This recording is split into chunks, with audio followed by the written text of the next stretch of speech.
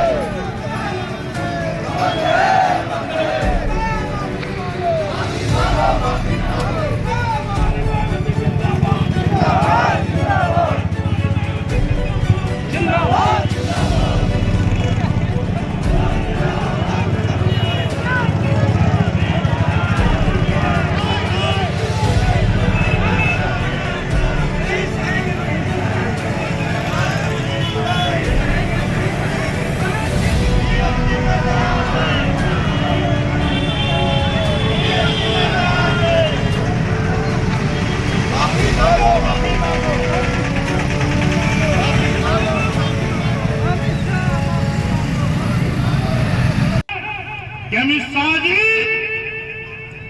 आपको माफी मांगनी होगी, आपको पश्चाताप करना होगा।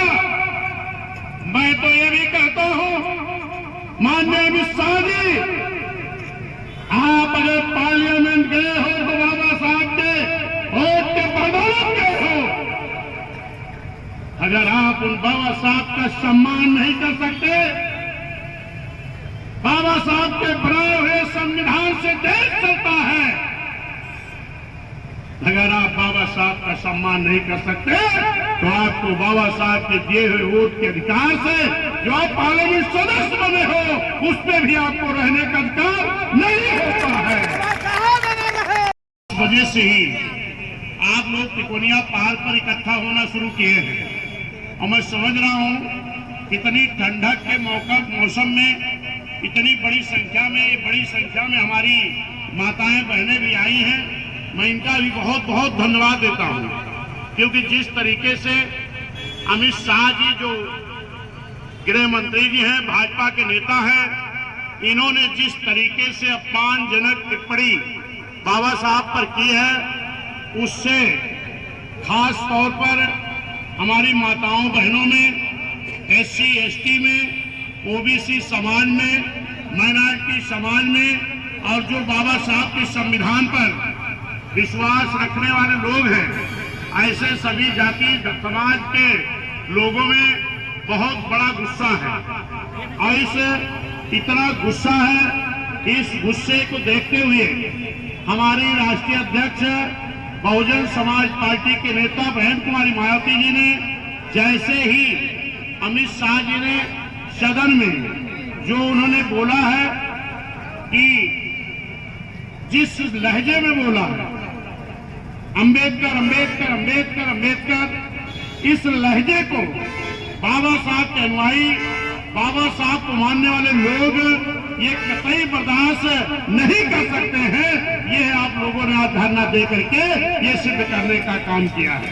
मेरे साथियों, ये अंबेडकर अंबेडकर अंबेडकर ये कोई फैशन बना लिए हैं, तो ये मैं कहना चाहता हूं माननीय अमित शाह जी, जो स्वर्ग की बात आप कर रहे हो उस स्वर्ग को आप जाके ले लो, लेकिन ये हमारा Bahujan Samaj, SC ST OBC minority समाज, अगर इसको स्वर्ग मिला है तो बाबा साहब के संविधान के बदौलत स्वर्ग मिला है और इसी स्वर्ग में ये विश्वास करता है। हमें मानना है कि अगर बाबा साहब संविधान में जगह नहीं दिए होते तो आज इस देश की हमारी माताएं बहनें, इन हमारी महिलाओं को, चाहे जिस जाति धर्म समाज की हैं, अगर बाबा साहब ने संविधान में जगह नहीं दिए होते तो इनको पढ़ने लिखने का अधिकार नहीं मिला होता। आज जो माननीय अमित शाह जी जो पार्लियामेंट के मेंबर हैं, अगर बाबा साहब सभी जाति धर्म समाज के लोगों को वोट का अधिकार नहीं दिए होते तो आपको पार्लियामेंट जाने का ही मौका नहीं मिला होता। माननीय बहन जी ने कहा है कि अमित शाह जी आपको माफी मांगनी होगी, आपको पश्चाताप करना होगा। मैं तो ये भी कहता हूं माननीय अमित शाह जी, आप अगर पार्लियामेंट गए हो तो बाबा साहब के वोट के बदौलत गए हो। अगर आप उन बाबा साहब का सम्मान नहीं कर सकते, बाबा साहब के बनाए हुए संविधान से देश चलता है, अगर आप बाबा साहब का सम्मान नहीं कर सकते तो आपको बाबा साहब के दिए हुए वोट के अधिकार से जो आप पार्लियामेंट सदस्य बने हो उसमें भी आपको रहने का अधिकार नहीं होता है। सम्मानित साथियों, आज मैं देख रहा हूं तमाम लोग वोट की राजनीति के लिए बाबा साहब के नाम पर धरना प्रदर्शन कर रहे हैं। मैं इसे सभी दलों को कहता हूं कि अगर इस देश में कोई पार्टी है जो बाबा साहब के संविधान को ईमानदारी से लागू करना चाहती है, जो बाबा साहब के संविधान को पूरी तरह इस देश में लागू करना चाहती है, तो एक ही पार्टी है बहुजन समाज पार्टी, एक ही नेता है बहन कुमारी मायावती जी। मैं ये बात क्यों कह रहा हूं? क्योंकि आपको मालूम होगा इस देश के बड़े प्रदेश उत्तर प्रदेश में मान्या बहन जी की सरकार थी। मान्या बहन जी सरकार में रहते हुए इस देश में जो बाबा साहब के दिए हुए आरक्षण के बल पर हमको नौकरी मिलती थी, उन नौकरी में जगह तो निकलती थी, लेकिन जब नौकरी देने का मौका आता था तो लोग जो बाबा साहब के आरक्षण की दी हुई नौकरी को नहीं देना चाहते थे वो एक लेटर बनवा देते कि इस पद के उपयुक्त कैंडिडेट न मिलने के नाते भर्ती निरस्त की जाती है। और इस तरीके से निरस्त करके कई लाख नौकरियां आज खाली पड़ी हैं और SC, ST, OBC समाज का नौजवान बेरोजगार घूम रहा है। इस भर्ती को बैकलॉग कहते हैं। और ये बैकलॉग की भर्ती इस देश की जितनी भी सरकारें रही है, चाहे कांग्रेस की रही हो, चाहे समाजवादी की रही हो, चाहे आज भारतीय जनता पार्टी की हो, वो बैकलॉग भर्ती करने की बात नहीं करती। बहन जी भर्ती कर रही थी, लेकिन बहन जी की सरकार जब चली गई तो समाजवादियों की सरकार आई थी। बहन जी ये भर्ती संविधान के तहत कर रही थी बैकलॉग की भर्ती, और ये बैकलॉग की भर्ती बाबा साहब के दिए हुए अधिकार हैं। और इस भर्ती को रोक लगाने का अगर किसी ने काम किया तो समाजवादियों ने करना। बहन जी ने बाबा साहब के संविधान के बल पर SC, ST समाज के लोगों को ठेकेदारी में आरक्षण देने का काम किया था, लेकिन इस समाजवादी पार्टी जब सरकार में आई है तो SC, ST का आरक्षण हमारा छीनने का काम किया। ये बैनर खोल लो भैया, दो लोग बैनर खोल लो, खोल के दो लोग पकड़ो। इतना नहीं, प्रमोशन में आरक्षण बहन जी ने दिया था। तमाम हमारे SC, ST समाज के लोग नौकरी कर रहे थे, बाबू को बड़े बाबू, तहसीलदार को SDM, डिवाई SP को SP, बाबा साहब के संविधान के बल पर बनने का मौका मिला था। कर रही थी बैकलॉग की भर्ती, और ये बैकलॉग की भर्ती बाबा साहब के दिए हुए अधिकार हैं। और इस भर्ती को रोक लगाने का अगर किसी ने काम किया तो समाजवादियों ने करना। बहन जी ने बाबा साहब के संविधान के बल पर SC, ST समाज के लोगों को ठेकेदारी में आरक्षण देने का काम किया था, लेकिन इस समाजवादी पार्टी जब सरकार में आई है तो SC, ST का आरक्षण हमारा छीनने का काम किया। ये बैनर खोल लो भैया, दो लोग बैनर खोल लो, खोल के दो लोग पकड़ो। इतना नहीं, प्रमोशन में आरक्षण बहन जी ने दिया था। तमाम हमारे SC, ST समाज के लोग नौकरी कर रहे थे, बाबू को बड़े बाबू, तहसीलदार को SDM, DYSP को SP बाबा साहब के संविधान के बल पर बनने का मौका मिला था। ऐसे समाजवादी के लोगों ने तमाम अधिकारियों का डिमोशन करके उनको अपमानित करके फिर से बैक करने का काम किया था। आपको और मालूम होगा बहन जी की सरकार ने, क्योंकि आज लोग वोट के लिए SC ST OBC समाज के वोट को हथियाने के लिए बाबा साहब का हमारे नाम लेकर के वो भी आज धरना करने जुटे हैं।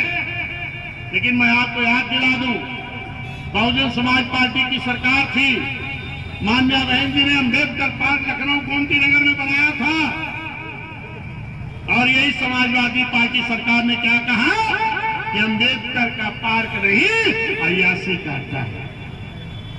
ऐसे समाजवादी के लोगों के खिलाफ यही हमारा बहुजन समाज लखनऊ में थू रैली का एक बहुत बड़ा आयोजन किया गया। याद है कि नहीं आप लोगों को? अगर याद है तो ऐसे लोगों के गुमराह करने पे हमें आपको नहीं आना चाहिए। यही कांग्रेस पार्टी के लोग बाबा साहब को संविधान सभा में जाने के लिए पार्लियामेंट का मेंबर बनना जरूरी था और जब बाबा साहब पार्लियामेंट का चुनाव लड़ रहे थे, आज यही कांग्रेस के लोग बाबा साहब के PRO कल्लोरकर को बाबा साहब के खिलाफ लड़ा करके चुनाव हरा दिया। लेकिन ये मेरे साथियों, बाबा साहब चुनाव नहीं हारते, क्योंकि बाबा साहब को चुनाव हराया गया था मात्र 15-16 हजार से। लेकिन बाबा साहब को जो वोट मिले थे उन वोट में 75,000 वोट इन कांग्रेसियों ने अनवैलिड करा दिया था, तब बाबा साहब को हरा पाए हैं। आज तमाम कांग्रेसी कहते हैं कि वो पुरानी कांग्रेसी नहीं है। क्या राहुल बाबा, क्या राहुल गांधी, प्रियंका गांधी जी ने कांग्रेस का मैनिफेस्टो बदल दिया है क्या? बायलान बदल दिया है क्या? अगर नहीं तो बाबा साहब के नाम पर ये बहुजन समाज को गुमराह करने का काम ना करें। ये बहुजन समाज समझदार हो गया है, इसको मालूम है कि हमारा हित कहां है। यही कांग्रेस के लोग 52% पिछड़े समाज के लिए बाबा साहब ने एक्ट 340 के तहत व्यवस्था दिया था कि जब सरकारें बनेगी तो फिर से सर्वे करके कमेटी बनेगी, सर्वे होगा, आरक्षण दिया जाएगा। आप सभी लोगों को ये मालूम होना चाहिए 1955 में काका कालेकर आयोग की कमेटी बनी और उसकी रिपोर्ट 57 में आ गई, लेकिन कांग्रेस के लोगों ने काका कालेकर आयोग की रिपोर्ट नहीं लागू होने दिया, पिछड़ों का आरक्षण नहीं लागू होने दिया। जिन बाबा साहब के संविधान के बल पर इस देश के लोग हुकूमत तो करते थे, सरकारें चलाते थे, लेकिन बाबा साहब को भारत रत्न की उपाधि भी नहीं दे पाए थे कांग्रेस। बाबा साहब को भारत रत्न की उपाधि कब मिली है? 90 में, जब गैर कांग्रेसी सरकार बनी थी। माननीय BP सिंह जी प्रधानमंत्री थे, माननीय कांसी राम साहब पूरे देश में आंदोलन शुरू किए और उस वक्त बहुजन समाज पार्टी के 3 मेंबर जीत के आए थे पार्लियामेंट के। बहन मायावती जी बिजनौर से, रामकृष्ण यादव जी आजमगढ़ से, हरवली सिंह लाखा जी पंजाब से। माननीय कांसी राम साहब ने कहा, बहन जी आप तीनों पार्लियामेंट मेंबर को लेकर के पार्लियामेंट के अंदर आंदोलन करेंगी और माननीय साहब वोट पर आंदोलन शुरू किया। और ये पूरे बहुजन समाज के लोग पूरे देश में आंदोलन शुरू किए और ये नारा लगा रहे थे कि मंडल कमीशन लागू करो वरना कुर्सी खाली करो। ये मेरे साथियों, मैं इन बातों को काट काट के इसलिए बोल रहा हूं कि समय हो रहा ज्ञापन देने का, लेकिन साथियों मैं ये बताना चाहता हूं, है पिछड़े समाज के लोग ए बाबा साहब के मानने वाले लोग, अगर मनमोहन साहब बहन जी संघर्ष नहीं करती, गैर कांग्रेसी सरकार 90 में नहीं होती, तो हमारे बाबा साहब को ये कांग्रेसी लोग भारत रत्न की उपाधि भी नहीं देते। 90 में बाबा साहब को भारत रत्न की उपाधि मिली है और 90 में पिछड़ों को मंडल कमीशन की आयोग रिपोर्ट लागू करा करके आरक्षण मिला है। ये मेरे सम्मानित साथियों, मैं आप सभी लोगों से निवेदन करूंगा, एक भी साथी हमारे जाएंगे नहीं, एक लाइन से कतार में खड़े हो जाएंगे। ये तो बैनर बने हैं, एक बैनर आगे आगे, फिर एक बीच में, एक पीछे लेके चलेंगे और ये तख्तियां सभी लोग हाथ में लेके ऊपर उठा के चलेंगे, नारा लगाते हुए चलेंगे और ये हमारे